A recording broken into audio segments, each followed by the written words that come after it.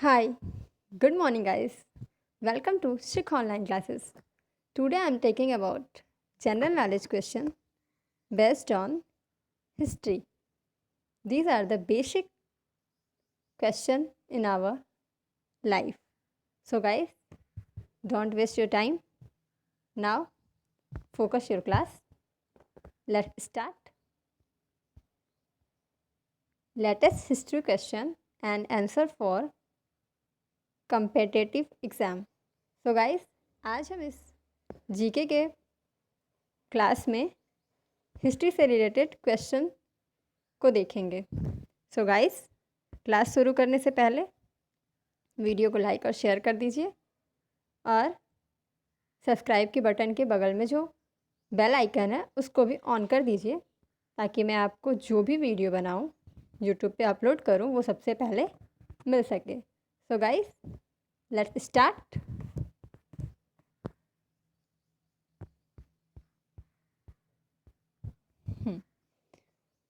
Now first question is Who among the following opened the land between India and Europe?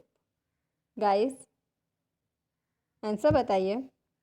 कौन सा ऐसा खुला हुआ स्थान है या भूमि है भारत और यूरोप के बीच?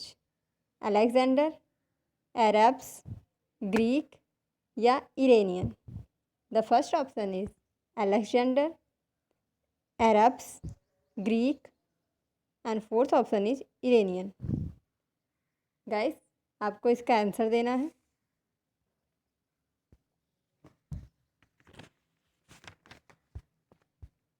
Answer number A, Alexander.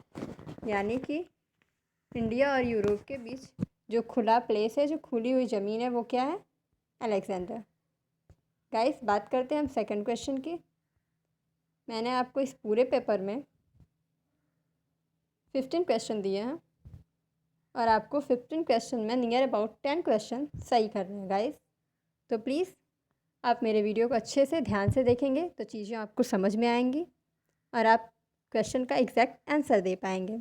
Guys, question number 2, how many state are divided in the north western India during Alexander invention? Guys, how many state, कितने राज्यों में डिवाइड हुआ था आपका उत्तरीय दक्षिणी जो भाग है भारत का, वो कितने भागों में, कितने राज्यों में डिवाइड हुआ था? किसके काल में?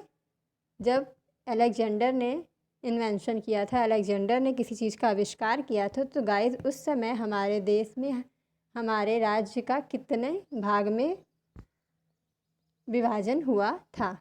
तो इसका आंसर बताना 26, 27, 28 और 29। जिस समय अलेक्जेंडर का राज्य था तो उस वक्त हमारे देश उसका शासन था, तो उस समय हमारा देश कितने भागों में विभाजित था? पूरा देश नहीं, ओनली नॉर्थ वेस्ट, वेस्टर्न। तो guys, the answer is C. उस समय हमारा देश 28 स्टेट में डिवाइड था। यानी कि अलेक्जेंडर के इन्वेंशन के समय, उसके शासनकाल के समय, ये जो आपका नॉर्थ वेस्टर्न है वो आपका 28 स्टेट में डिवाइड था। बात करते हैं हम नेक्स्ट क्वेश्चन की। विच of the following is the correct abbreviation BC? Guys, इसमें जो करेक्ट एब्रीवेशन BC का क्या होता है, इस क्वेश्चन का ये आंसर मतलब पूछने का तरीका है। उसके पूछने का अर्थ यही है कि BC का फुल फॉर्म क्या होता है, exact full form. Number 1, birth of Christ. Second, baby Christ. C, third, before Christ and D, before century. Guys, correct answer दीजिए। Which of the following is the correct abbreviation BC? And the answer of this question is C, before Christ. यानी कि before Christ जो है वो इसका exact answer है। बात करते हैं हम नेक्स्ट क्वेश्चन की guys. When was the Vikram era begin? यानी कि जो विक्रम का तो नाम आपने सुना ही होगा हिस्ट्री में, राजा विक्रमादित्य। उनका जो ईस्वी था, उनका जो शासनकाल था वो कब शुरू हुआ था? गाइस, ये पूछा है। आपको पता ही होगा कि राजा विक्रमादित्य का जो शनवत था, जो उनकी ईस्वी थी, वो कितने समय में शुरू हुई थी। Guys 47 BC। अभी मैंने आपको BC का फुल फॉर्म बताया। 50 BC, option number C is 55 BC and option number D is 57 BC। तो गाइस करेक्ट आंसर दीजिए। आपने अभी तक विक्रमादित्य के बारे में कुछ ना कुछ तो पढ़ा होगा, तो आई होप इतना तो आपको पता होगा कि विक्रमादित्य ने अपना शासनकाल कब शुरू किया था। गाइस इसका आंसर है डी 57 BC। बात करते हैं हम नेक्स्ट क्वेश्चन की। When was the Saka era begin. ये जो शाका हैं, उन्होंने अपना शासनकाल कब शुरू किया था, यानी किस ईस्वी में साका के शासन का प्रारंभ हुआ था। Guys from 78 AD, second option is from 80 AD, third option is from 30 AD and fourth option is from 639 AD। Guys Saka वंश का प्रारंभ कब हुआ था। आंसर दीजिए आप लोग। From 78 AD, from 80 AD, from 30 AD and from 639 AD। इसका एग्जैक्ट आंसर है ए, फ्रॉम 78 AD। ये सारे क्वेश्चन आपके हिस्ट्री के जो रिलेटेड हैं वो आपके हर एग्ज़ाम में पूछे जाते हैं। ये स्पेशली ये नहीं है कि केवल 6 और 7 8 के ही एग्ज़ाम में पूछे जाते हैं। दिस आर वेरी इंपॉर्टेंट और आल एग्ज़ाम। सो गाइस क्वेश्चन को बहुत अच्छे से ध्यान दीजिए, चीज़ों को पकड़िए कि कॉन्सेप्ट कहाँ से उठाया गया है और उस चीज़ को समझने की कोशिश कीजिए गाइस। तो चलिए बात करते हैं नेक्स्ट क्वेश्चन की। When did between Qutubuddin Aibak founded Ilbari slave dynasty. Guys कब कुतुबुद्दीन ऐबक ने स्लैब वंश का क्या किया था, प्रारंभ किया था गाइस, स्लैब या इबारी वंश का। तो गाइस कुतुबुद्दीन ऐबक के नाम से ही पता चल रहा है ये मुसलमान थे। तो इन्होंने कब स्लैब या इबारी वंश की स्थापना की थी, या उसका वही स्थापना ही की थी गाइस। तो बात करते हैं नंबर 1 ऑप्शन की, in 1175 AD, B in 1278 AD, answer number C is 1280 AD and answer number D is in 1206 AD। Guys सोच के बताइए। अगर आपको एग्जैक्ट आंसर नहीं पता है तो कोई बात नहीं, आप गलत ही आंसर दीजिए, बस दीजिए, ताकि हमें भी तो जानना है कि आपको आता कितना है। ऐसा तो नहीं कि आपको बेसिक चीज़ें भी नहीं आती, और अगर नहीं भी आती तो कोई बात नहीं, बट अब से आप सीख लेंगे। जब भी आपको कोई प्रॉब्लम हो आप वीडियो को उठा के एक बार दोबारा चेक कर लीजिए, देख लीजिए, चीज़ें आपको समझ में आ जाएंगी। Guys answer number D in 1200 to 1206 AD guys for this answer. बात करते हैं हम क्वेश्चन नंबर 10 की। In 1459 AD the sun city I Jodhpur was founded by, यानी कि इन 1449 ईस्वी में जो सन सिटी है जोधपुर की, उसकी स्थापना किसने की थी। गाइस बताइए आप लोग, राव जोधा ने, जोधाबाई ने, मान सिंह ने, या राणा प्रताप ने। Option number A is Rao Jodha, B is Jodhabai, C is Man Singh and D is Rana Pratap. किसने सन सिटी जोधापुर की स्थापना की थी। गाइस जोधापुर नाम से ही समझ में आ रहा है गाइस, आंसर नंबर ए राव जोधा। तो जोधापुर की स्थापना किसने की थी, राव जोधा ने। बात करते हैं हम नेक्स्ट क्वेश्चन की। Which among the following king was also known as Mamallan. Guys which among the following king was also known as Mamallan. Answer number A is Pulakeshi second, answer number B Mahendra Varman first. Answer number C Narasimha Varman first. And answer number D none of them. Guys बताइए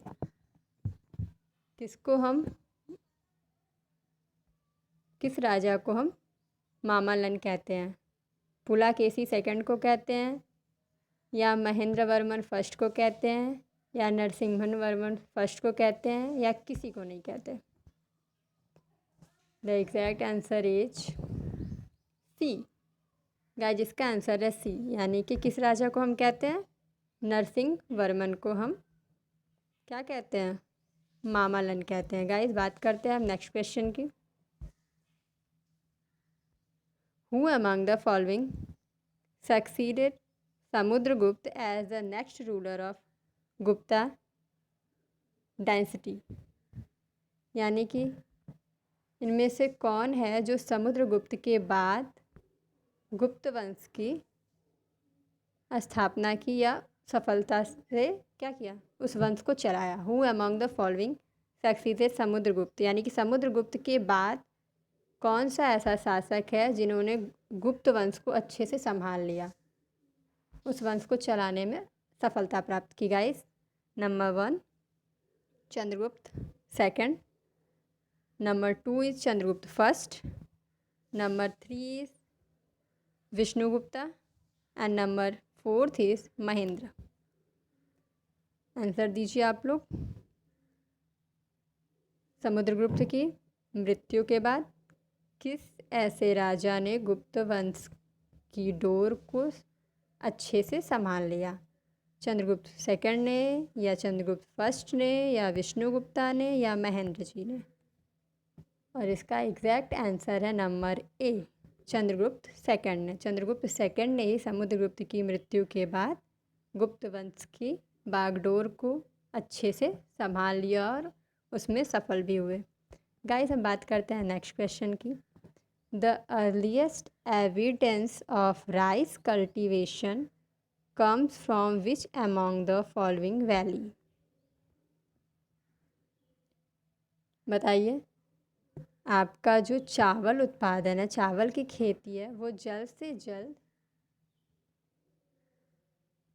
come from which among the following valley, यानी सबसे पहले जल्द से जल्द किस घाटी से आई थी? किस घाटी पे सबसे पहले जल्द से जल्द चावल का उत्पादन हुआ था?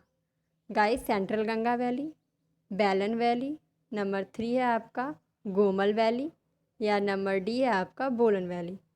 कहाँ पे सबसे पहले आपका जो राइस का हुआ, चावल का कल्टीवेशन हुआ था? गाइस किस वैली से? फिर से देखते हैं, central Ganga valley, Belan valley, Gomal valley, या आपका है Bolan valley? The exact answer is B Belan valley, यानी कि बेलन वैली से ही सबसे पहले क्या मिला था हमें? राइस का कल्टीवेशन हुआ था। बात करते हैं हम नेक्स्ट क्वेश्चन की। When was the national council of education established, यानी कि कब राष्ट्रीय शिक्षा संस्थान की ये जो है स्थापना हुई थी? गाइस बताइए सबसे पहले कब हुई थी शिक्षा संसद की स्थापना? 15 अगस्त 1906, 15 अगस्त 1903, 15 अगस्त 1904 और 15 अगस्त 1905। गाइस डेट सब में सेम है, बस चेंजेस है तो उसका बताइए। 15 अगस्त 1906, 15 अगस्त 1903, 15 अगस्त 1904 और 15 अगस्त 1905 की जो डेट ऑफ बर्थ है क्या होनी चाहिए? इसका आंसर है आपका आंसर नंबर ए 15 अगस्त 1906, यानी पहली बार नेशनल काउंसिल ऑफ एजुकेशन की स्थापना 15 अगस्त सन 1906 को हुई थी। गाइस 1-2 क्वेश्चन और है, आई होप उसके बाद क्लास ख़त्म हो जाएगी। बस एक क्वेश्चन और last. Prince who was responsible for his father death, ऐसा कौन सा राजकुमार है जो अपने पिता की मृत्यु का क्या है, अपने पिता की मृत्यु का रिस्पॉन्सिबल है, मतलब उसी के कारण उसके पिता की मृत्यु हुई, अपने पिता की मृत्यु का वो जिम्मेदार है। ऐसा कौन सा राजकुमार है गाइस, सोचो। इतिहास में ऐसे ऐसे भी राजकुमार पैदा हुए जिन्होंने अपने क्या किया, अपनी गद्दी को संभालने के लिए, होता है ना। तो पहले के इतिहास में ये हुआ करता था कि लोग अपने पापा जी को ही क्या कर देते थे, मार देते थे, अपने पिता की ही मृत्यु कर दिया करते थे, सिर्फ क्या करने के लिए, वहाँ के वंश को चलाने के लिए, वहाँ के प्रजा पे शासन जमाने के लिए, वहाँ का साम्राज्य स्थापित करने के लिए गाइस। तो ऐसा कौन सा राजकुमार है जो अपने पिता की मृत्यु का जिम्मेदार है गाइस। फर्स्ट नंबर है आपका चंद्र चंद्र प्रदो चंद्र चंद्र प्रोद्योत है आपका, फर्स्ट है। बी है आपका अजातशत्रु, और सी है आपका प्रेसे जयंती, और डी है आपका उदयन, राजा उदयन। तो बताइए कौन सा आंसर सही होगा। नाम थोड़ा सा क्रिटिकल है इन लोग का, बट कोशिश करेंगे तो पढ़ लेंगे हम अच्छे से।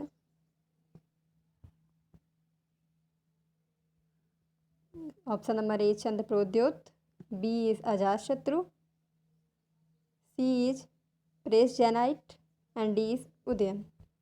And the exact answer is B Ajatashatru. Guys Ajatashatru ही ऐसे प्रिंस थे, ऐसे राजकुमार थे जिन्होंने अपने पिता को क्या किया था, मार दिया था। उनकी वजह से उनके पिता की क्या हुई थी, मृत्यु हुई थी।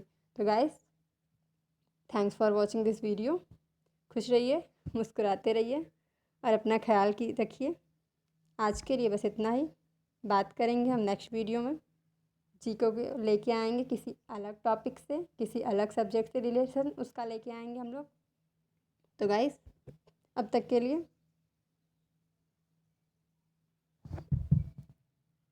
Please like share and subscribe this video. मिलते हैं कल नेक्स्ट वीडियो में नेक्स्ट टॉपिक के साथ।